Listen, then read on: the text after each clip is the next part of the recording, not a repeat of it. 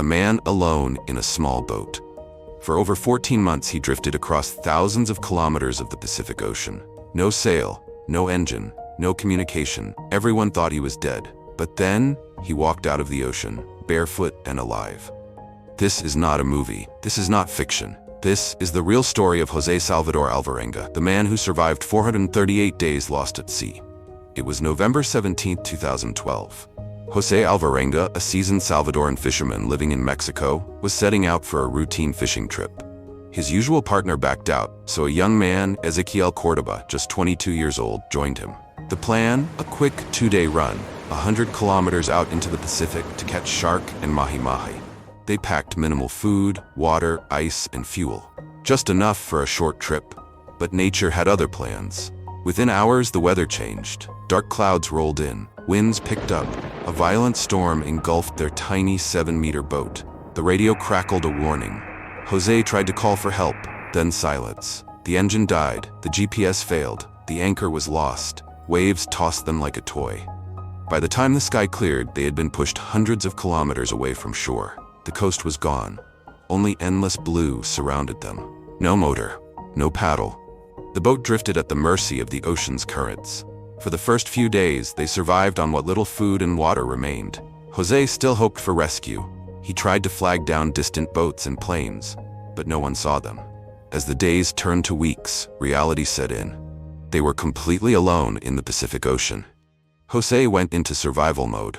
A lifetime at sea had prepared him for this.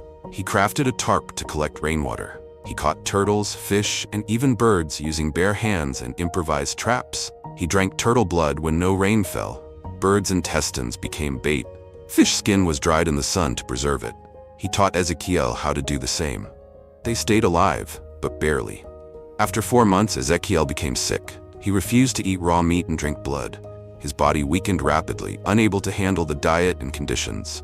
One morning, José woke up to find him dead. Alone now, José kept his body in the boat for 6 days, speaking to it, praying.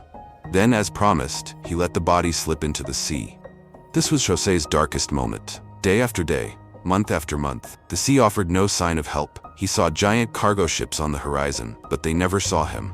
Each time he screamed, waved, cried, then watched them disappear. He lost track of time. He counted the moons. He spoke to God, to birds, to the sky. Hallucinations came and went. To survive, he set a daily routine: catch food, drink rain, talk to himself, repeat.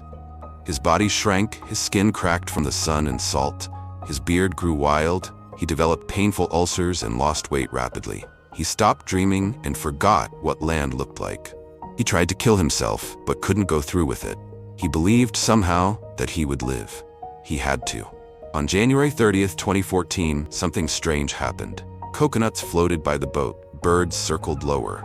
Then, land.